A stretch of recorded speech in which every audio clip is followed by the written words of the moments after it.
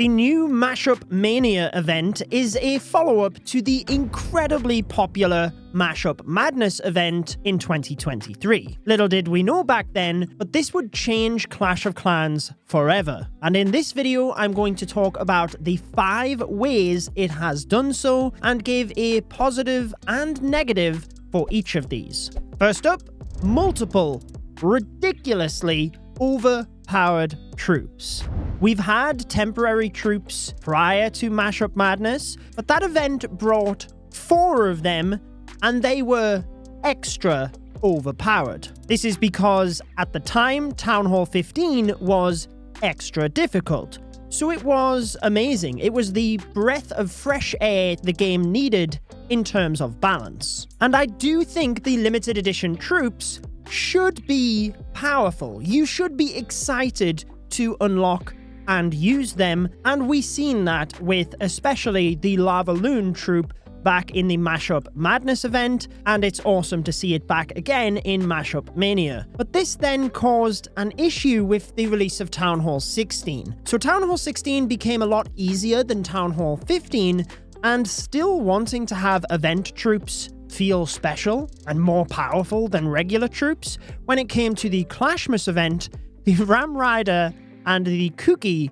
were way too strong. It literally wasn't even fun anymore because you didn't have to do anything. You could just dump all of the Cookie troops in the base and you were good. However, across the course of 2024, Town Hall 16 has been getting incrementally more difficult. Nothing drastic, and I do think the balance is in a much better place now than it was at the start of Town Hall 16. But what that has meant is that the temporary troops have also been able to be a little bit better balanced to make them feel special, but not way too powerful.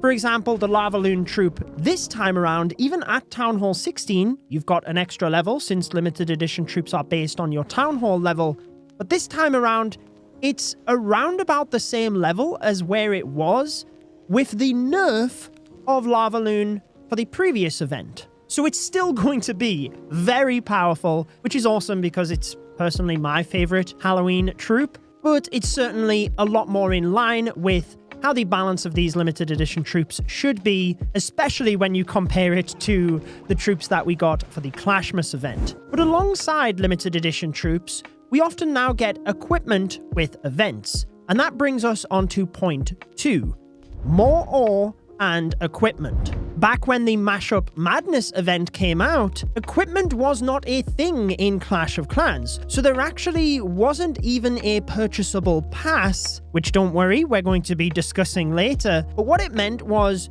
you literally just had the free side of things with the limited edition troops and mashup medals that you could spend in the trader shop. But clearly, the original Mashup Madness event was designed in conjunction with equipment that would be released later that year. And I don't mind this system because it is a good way to get ore. You know that when one of the events come around, even if you don't purchase the pass, you're going to be able to gather quite a bit of ore from the free side of the pass, and you can also get some in the trader shop as well, in specific that starry ore, even if you don't purchase the pass. I feel like the ore economy is in a better spot than when it was released because they have been able to add it to other areas of the game. For example, the 4x star bonus. You can now get them in chests once we know exactly where they are going to be integrated into the game. But mainly, they have also started to hold back on the cadence of equipment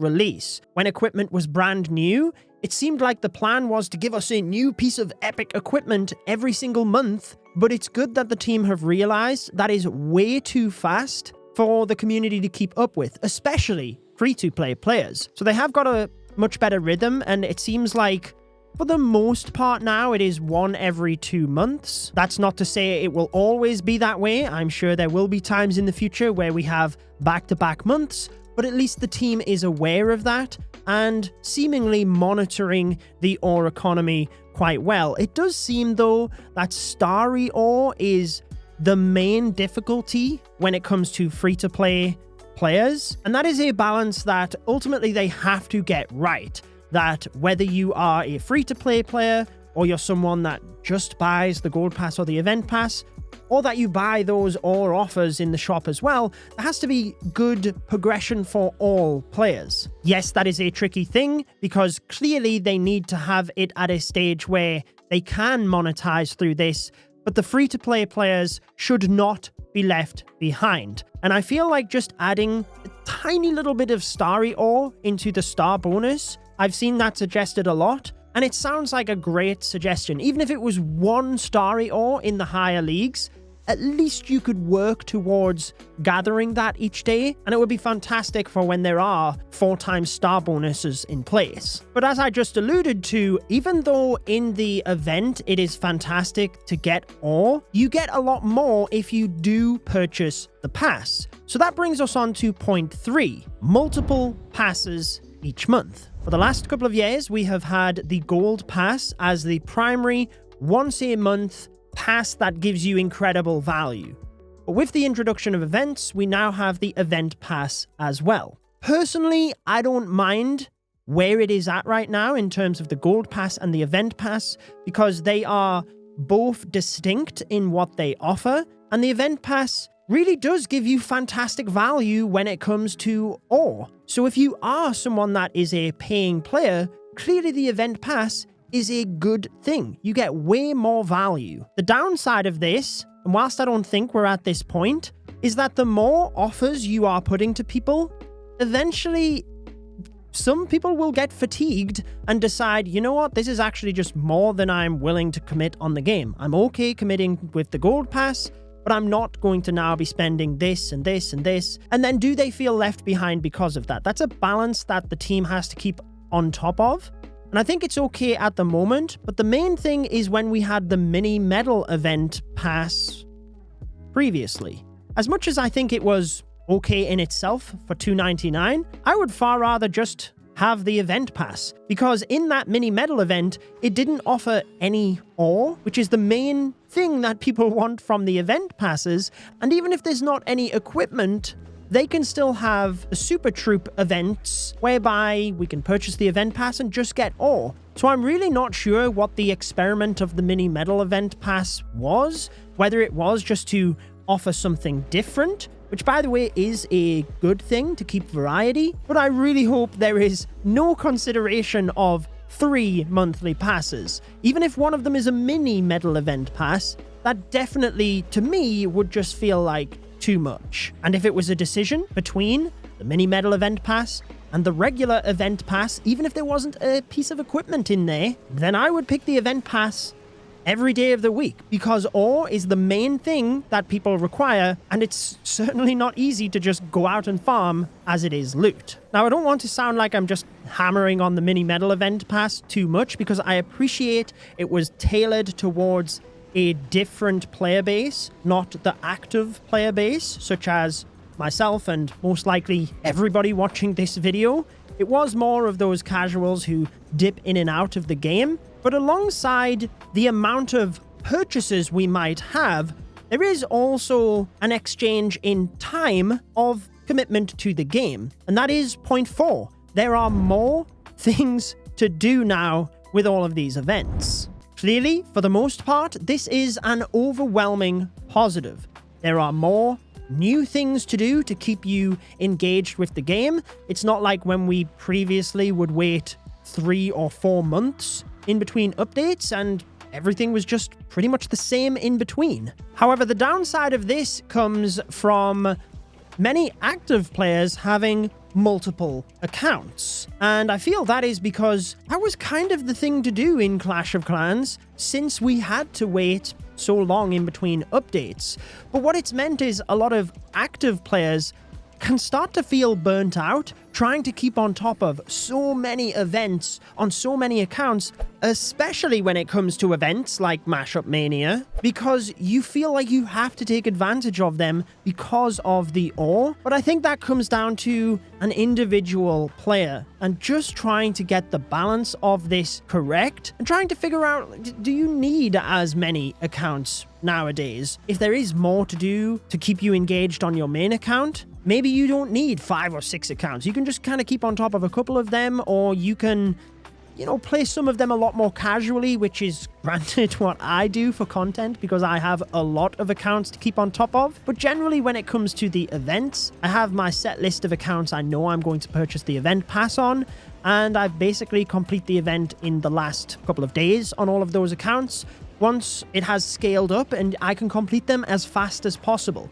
So it's maybe just looking at the best way for you as an individual to manage all of the events if you do have multiple accounts, and just prioritizing the ones that you do and don't. But again, I think for the general popularity of Clash of Clans, this is clearly a good thing.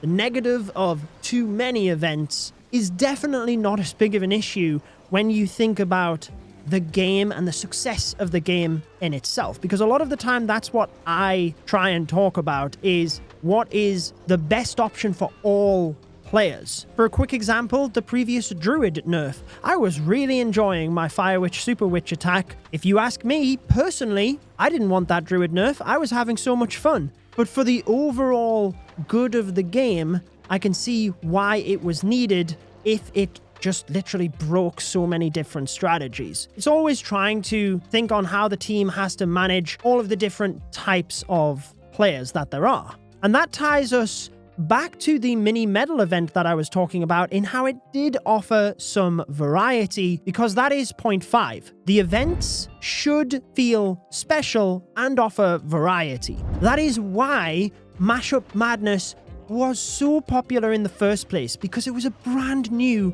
fresh event. We'd never seen it before, and that's always more interesting. But obviously, due to its success, and don't get me wrong, I think they were always going to continue with that new event format. They had coded the entire thing so that that would be the format moving forward. But due to its popularity, we have seen that mimicked every single month for the event. Whilst things have been slightly different, it has had the same format in itself. Don't get me wrong, I do think the team has done a pretty good job in providing variety since it was only introduced 1 year ago.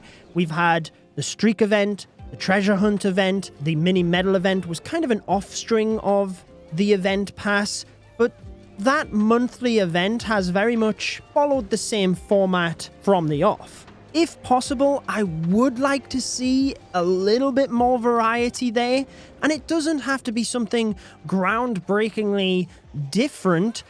Yes, they will have like monetization goals each month, but let's say they could do something similar to the challenge levels, where the Haaland challenge levels, we moved through the different levels, there was rewards as you moved up over.